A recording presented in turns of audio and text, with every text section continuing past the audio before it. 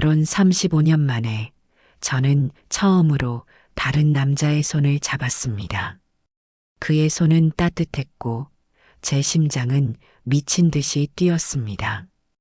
55세의 나이에 저는 20살 소녀처럼 떨리고 있었습니다. 이게 사랑일까요?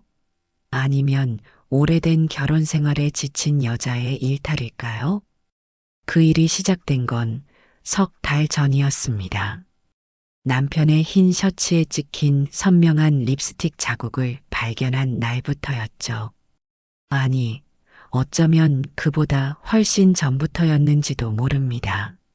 매일 같은 식탁, 같은 침대, 같은 침묵 속에서 서서히 죽어가던 제 마음이 비명을 지르기 시작한 것 말이죠. 그날 밤 저는 혼자 중얼거렸습니다. 나도 한 번쯤은 살아봐야 하지 않을까 하고요. 그리고 지금 저는 여기 서 있습니다. 낯선 남자 앞에서 심장이 터질 듯 뛰는 이 순간을 맞이하고 있습니다. 이 이야기는 제 고백입니다. 죄책감과 설렘 사이에서 흔들렸던 한 여자의 진짜 이야기입니다. 그날은 평범한 수요일이었습니다. 남편은 여느 때처럼 늦게 들어왔고 저는 여느 때처럼 저녁을 데워주었습니다. 말없이 식사를 마친 남편은 샤워를 하러 욕실로 들어갔고 저는 습관처럼 그의 옷가지를 모았습니다. 세탁기에 넣으려던 순간이었습니다. 흰 셔츠 깃에 선명한 붉은색이 보였습니다. 처음엔 뭔가 싶었습니다. 음식물인가? 페인트인가? 하지만 가까이 보는 순간 제 온몸이 얼어붙었습니다. 그건 립스틱이었습니다. 분명한 입술 자국이었습니다. 손이 떨렸습니다. 숨이 막혔습니다. 눈앞이 하얘지면서 무릎에 힘이 풀렸습니다. 목소리가 나오지 않았습니다. 그저 멍하니 그 자국만 바라봤습니다. 35년을 함께 산 남자의 셔츠에 찍힌 다른 여자의 흔적이었습니다. 그날 밤 저는 한숨도 자지 못했습니다. 남편은 코를 골며 깊이 잠들어 있었고 저는 천장만 바라보며 생각했습니다. 언제부터였을까요? 얼마나 오래된 일일까요? 그 여자는 누구일까요? 묻고 싶었습니다. 따지고 싶었습니다. 하지만 입이 떨어지지 않았습니다. 왜냐하면 저도 알고 있었으니까요. 우리 사이에 사랑이 남아있지 않다는 걸. 그저 익숙함과 체념으로 이어진 관계라는 걸. 새벽 5시 저는 조용히 중얼거렸습니다. 나도 이제는 뭔가 달라져야겠다고요. 그 순간 제 인생의 방향이 바뀌기 시작했습니다. 하지만 저는 아직 몰랐습니다. 그 변화가 얼마나 뜨겁고 얼마나 위험할지를요. 세탁기를 돌리는 내내 손이 떨렸습니다. 하얀 거품이 그 립스틱 자국을 지우는 걸 보면서도 제 마음속 상처는 더 깊어지기만 했습니다. 다음 날 아침 남편은 평소처럼 출근했습니다. 인사도 없이 그저 가방을 들고 현관문을 나섰습니다. 문이 닫히는 소리가 유난히 차갑게 들렸습니다. 저는 거실에 홀로 남아 텅 빈 집을 바라봤습니다. 35년 동안 지켜온 이 집이 갑자기 낯설게 느껴졌습니다. 다음 날 오후 친구 은경에게 전화가 왔습니다. 은경의 목소리는 평소와 달랐습니다. 뭔가 단호하고 절박한 느낌이 들었습니다. 저는 주저없이 만나기로 했습니다. 카페에서 만난 은경은 제 손을 꽉 잡았습니다. 그리고 조용히 말했습니다. 현주야, 너 이렇게 살다가 죽을 거냐고. 남편은 저렇게 놀아나는데 너는 왜 착하게만 사냐고요. 가슴이 뜨끔했습니다. 은경이 작은 쪽지를 건넸습니다. 매주 목요일 오후 2시 청담동 제이카페 3층이라고 적혀 있었습니다. 거기 한 번만 나와보라고 했습니다. 그냥 구경만 해도 된다고 했습니다. 하지만 가보면 알 거라고 했습니다. 내가 얼마나 오랫동안 숨죽이고 살았는지를요. 그 쪽지를 받아든 순간 제 손끝이 차갑게 식었습니다. 이게 뭘 의미하는지 저도 어렴풋이 알 수 있었습니다. 집으로 돌아오는 길, 저는 계속 생각했습니다. 가야 할까요? 가지 말아야 할까요? 그날 밤에도 남편은 늦게 들어왔고 핸드폰은 잠금이 걸려 있었습니다. 거실에 홀로 앉아 TV를 보는데 화면 속 내용이 하나도 들어오지 않았습니다. 머릿속엔 오직 그 쪽지만 맴돌았습니다. 목요일이 되었습니다. 떨리는 손으로 옷을 골라 입고 거울 앞에 섰습니다. 오랜만에 화장을 제대로 했습니다. 립스틱을 바르는데 손이 떨렸습니다. 나 지금 뭐 하는 거지? 하고 생각했습니다. 하지만 발걸음을 멈춘 수 없었습니다. 청담동 제이카페 앞에 도착했을 때 은경이 이미 기다리고 있었습니다.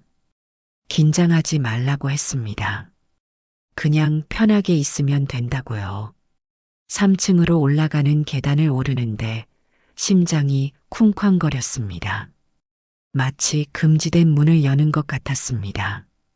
문이 열렸습니다. 그 안은 생각보다 화려했습니다. 샹들리에가 반짝이고 부드러운 재즈 음악이 흐르고 고급스러운 인테리어가 눈에 들어왔습니다. 사람들은 우아하게 웃으며 대화를 나누고 있었습니다. 이게 불륜 모임이라고요? 제가 상상했던 것과는 너무 달랐습니다. 여기엔 타락한 분위기가 아니라 오히려 세련되고 품격 있는 공기가 흐르고 있었습니다. 은경이 제 팔을 잡고 안으로 들어갔습니다.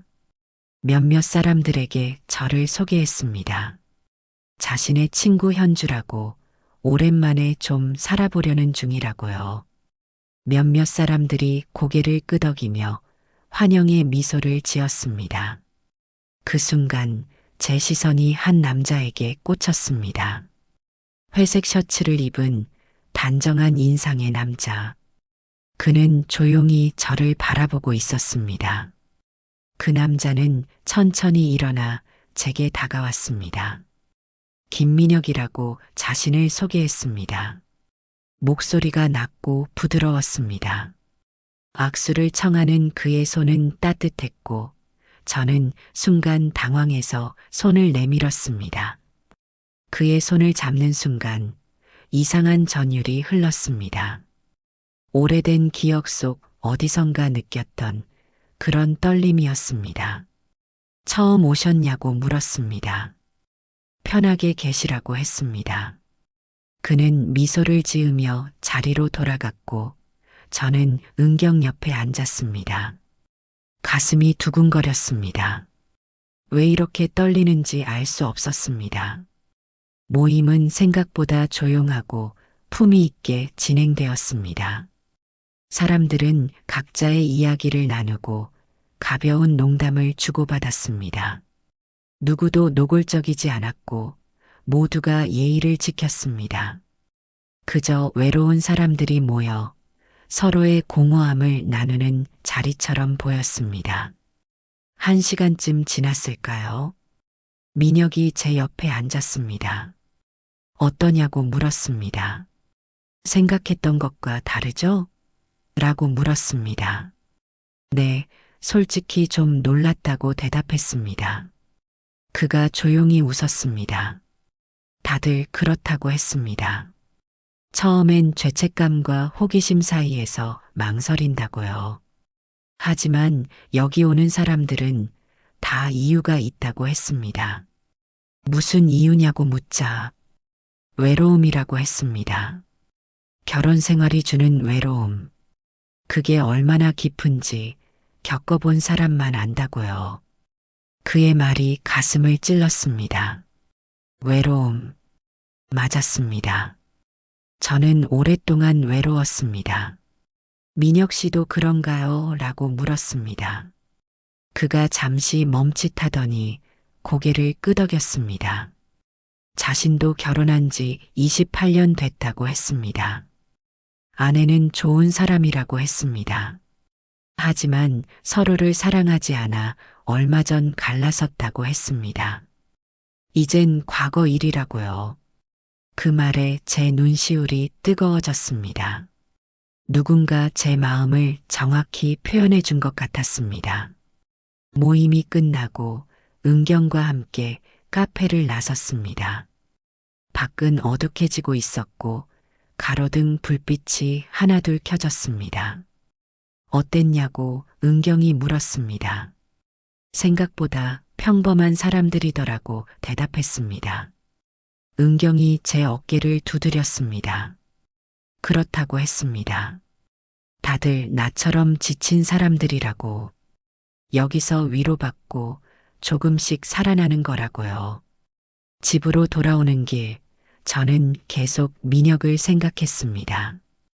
그의 눈빛, 그의 목소리, 그의 따뜻한 손길. 왜 자꾸 생각나는 걸까요?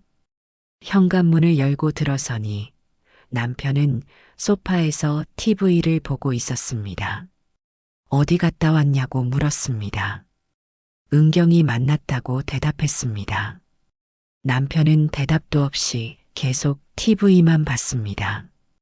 저는 조용히 방으로 들어가 침대에 누웠습니다. 핸드폰을 보니 은경에게서 메시지가 와 있었습니다. 민혁 씨가 내 연락처 물어보던데 저도 되냐는 내용이었습니다. 심장이 철렁 내려앉았습니다. 손끝이 떨렸고 숨이 가빠졌습니다. 이러면 안 되는데 라고 생각했습니다. 머리로는 알고 있었습니다. 하지만 가슴은 이미 다른 대답을 하고 있었습니다. 저는 떨리는 손으로 답장을 보냈습니다. 그래 라고요. 그 순간 저는 알았습니다. 이미 한 발 선을 넘었다는 것을요. 하지만 멈출 수가 없었습니다. 오랫동안 얼어붙었던 제 마음이 처음으로 뛰기 시작했으니까요. 다음 날 아침 핸드폰이 울렸습니다. 모르는 번호였습니다. 하지만 왠지 알 것 같았습니다. 떨리는 손으로 화면을 열었습니다. 김민혁이었습니다. 어제 뵈어서 좋았다고 했습니다.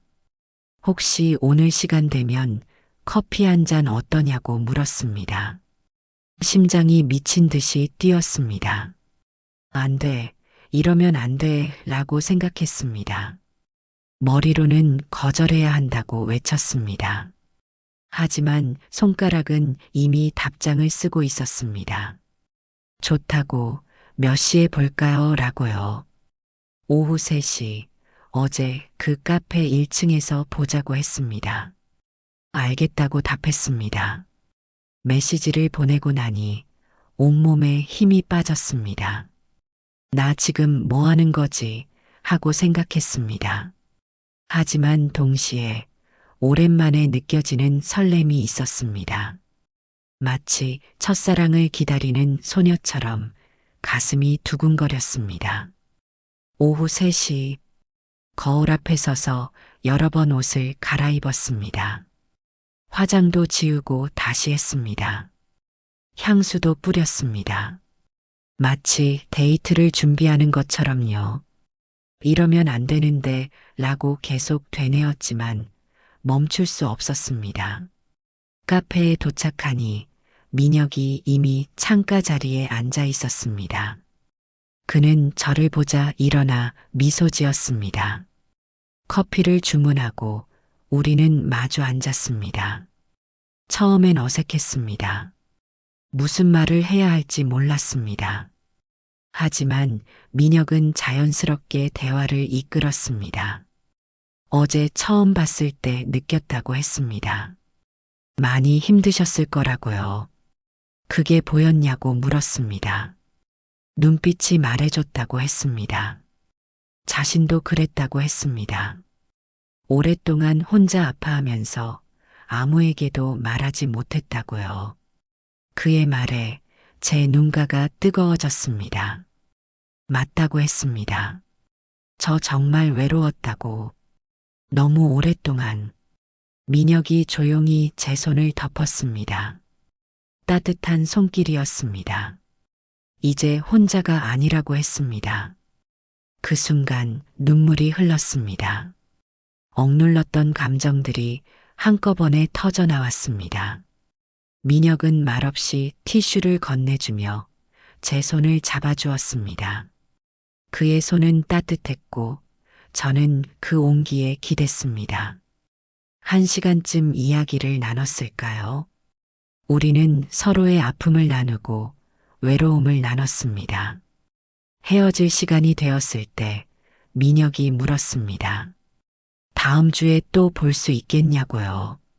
저는 망설임 없이 대답했습니다. 네, 좋아요라고. 집으로 돌아오는 길, 제 발걸음은 가벼웠습니다.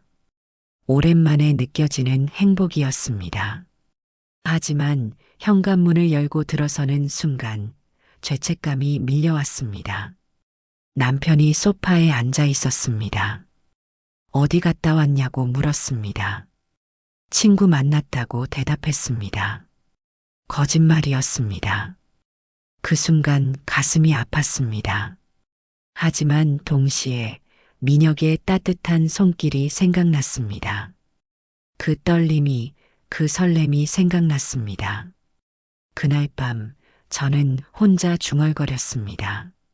나 어떻게 해야 하지? 라고요. 하지만 이미 알고 있었습니다. 멈출 수 없다는 걸. 이미 한 발 깊이 들어섰다는 걸. 민혁과의 만남이 계속되었습니다. 일주일에 한 번, 때론 2번. 우리는 카페에서 만나 커피를 마셨고 공원을 산책했습니다. 대화는 자연스러웠고 침묵조차 편안했습니다. 그와 함께 있으면 시간이 멈춘 것 같았습니다. 세상의 모든 걱정이 사라지고 오직 우리 둘만 존재하는 것 같았습니다. 어느 날 한강 공원을 걷고 있었습니다.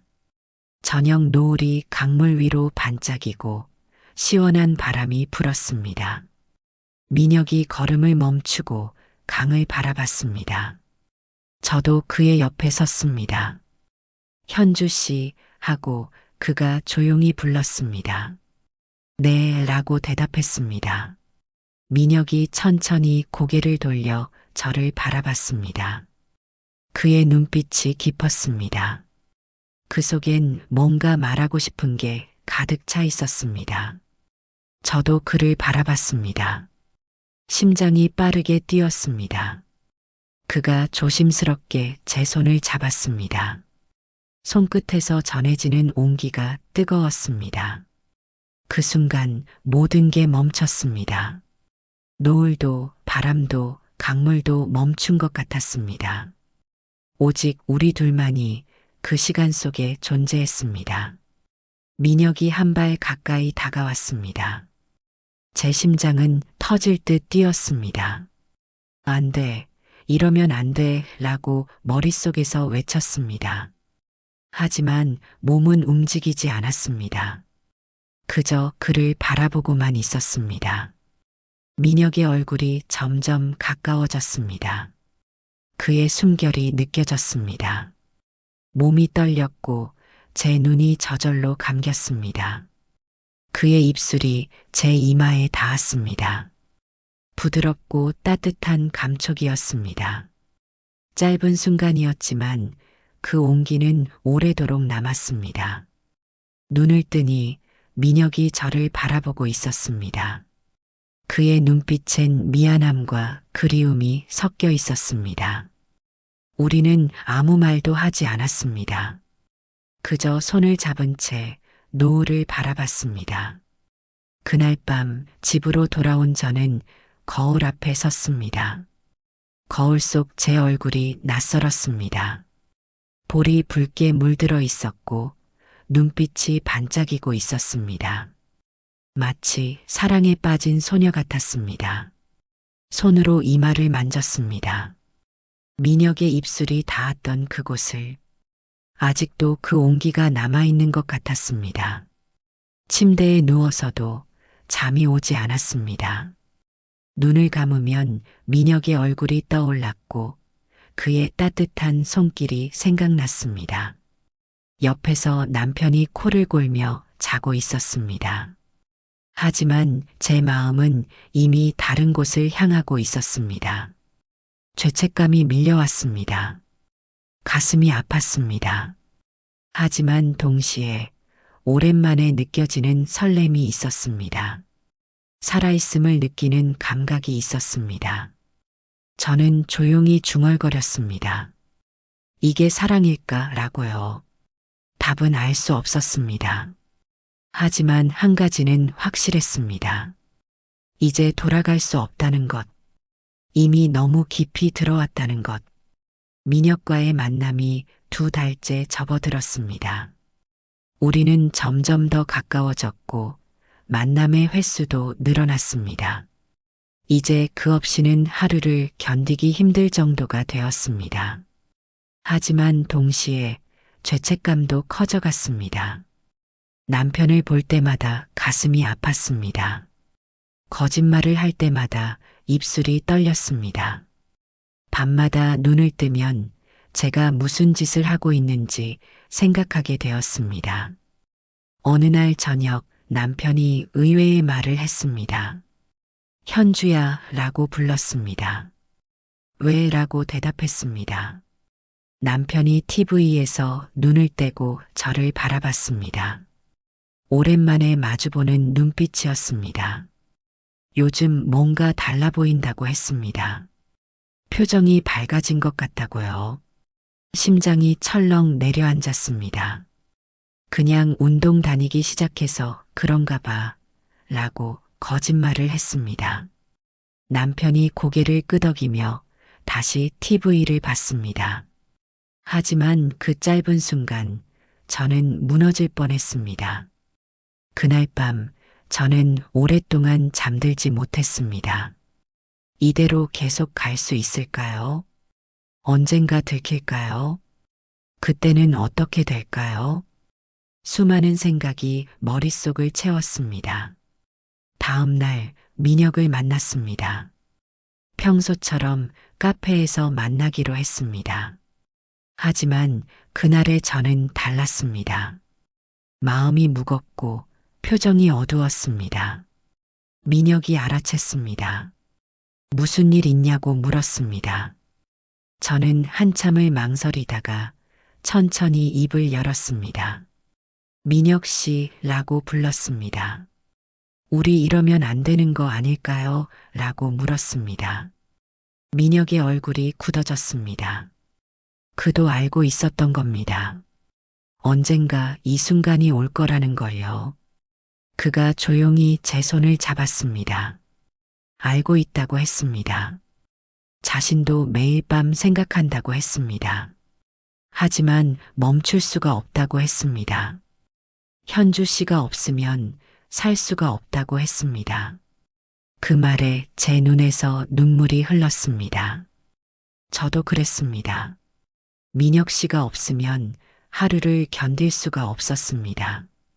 그와 함께 있을 때만 제가 살아있음을 느꼈습니다. 우리는 한참을 말없이 앉아 있었습니다. 손만 꼭 잡은 채로요. 그리고 그날 우리는 결정을 내렸습니다. 조금만 더 시간을 갖자고, 천천히 생각해 보자고. 하지만 지금 당장은 놓을 수 없다고요. 집으로 돌아오는 길, 제 발걸음은 무거웠습니다. 마음 한편에선 안도감이, 다른 한편에선 불안감이 자리 잡았습니다. 현관문을 열고 들어서니 집안은 어두웠습니다. 남편은 아직 들어오지 않았습니다. 저는 불을 켜지 않은 채 거실에 앉았습니다. 어둠 속에서 저는 생각했습니다. 나는 지금 무엇을 선택하고 있는 걸까요? 사랑일까요? 도피일까요? 용기일까요? 비겁함일까요? 답은 나오지 않았습니다. 하지만 한 가지는 확실했습니다. 이제 더 이상 예전의 제가 아니라는 것, 그리고 다시는 돌아갈 수 없다는 것이었습니다. 그로부터 한 달이 더 흘렀습니다. 민혁과 저는 계속 만났고 우리의 관계는 더욱 깊어졌습니다. 이제 우리는 서로 없이는 살 수 없는 사이가 되어 있었습니다. 어느 날 민혁이 제게 물었습니다. 현주 씨는 행복한가요? 라고. 저는 잠시 생각했습니다. 행복한가요? 이게 행복인가요? 죄책감은 여전했습니다. 남편을 속이는 것도, 거짓말을 하는 것도 여전히 가슴 아팠습니다. 하지만 동시에 저는 살아 있었습니다. 오랜만에 심장이 뛰고 설레고 웃고 울었습니다. 이게 바로 살아있다는 느낌이 아닐까요? 네, 행복해요 라고 대답했습니다. 복잡하지만 행복해요 라고요. 민혁이 미소를 지었습니다. 그도 같다고 했습니다. 그날 저녁 저는 결심을 했습니다. 더 이상 숨기지 않기로요. 남편에게 솔직하게 말하기로요.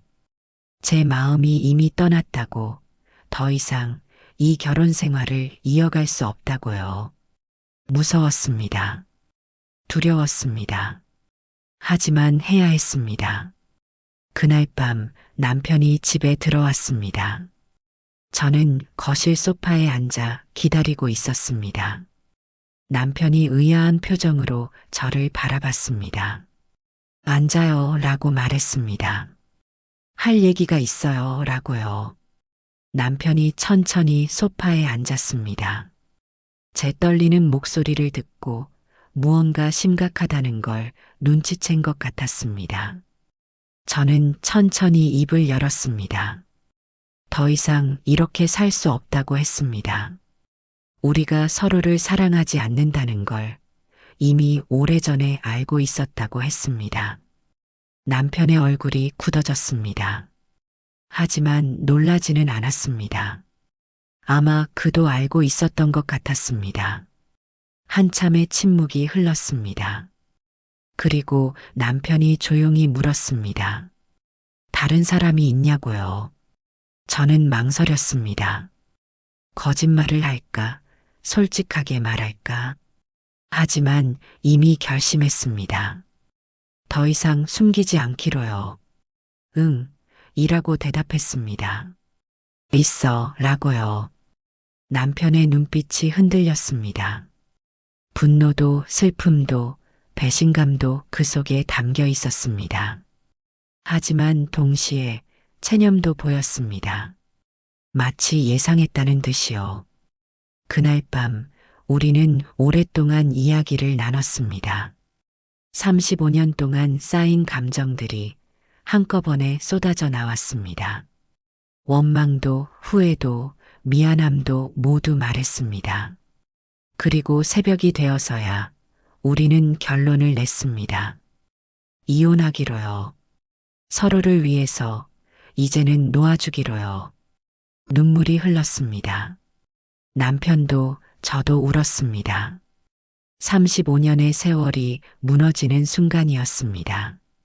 하지만 동시에 새로운 시작이기도 했습니다. 며칠 후 저는 민혁에게 말했습니다. 남편과 이혼하기로 했다고요. 이제 자유롭게 만날 수 있다고요. 하지만 민혁의 반응은 예상과 달랐습니다. 그는 제 손을 꽉 잡으며 말했습니다. 정말 괜찮겠냐고, 후회하지 않겠냐고요. 저는 고개를 끄덕였습니다. 괜찮다고, 이게 제 선택이라고요. 민혁이 저를 꼭 안아주었습니다. 그의 품에서 저는 처음으로 편안함을 느꼈습니다. 이제 더 이상 숨지 않아도 되었습니다. 더 이상 거짓말하지 않아도 되었습니다. 몇 달이 흘렀습니다.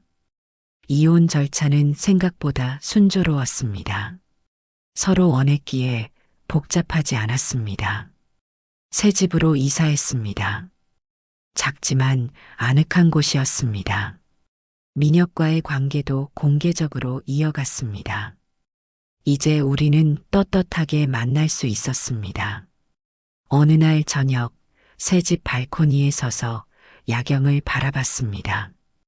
도시의 불빛이 반짝이고 차들이 오가고 사람들이 걸어갔습니다.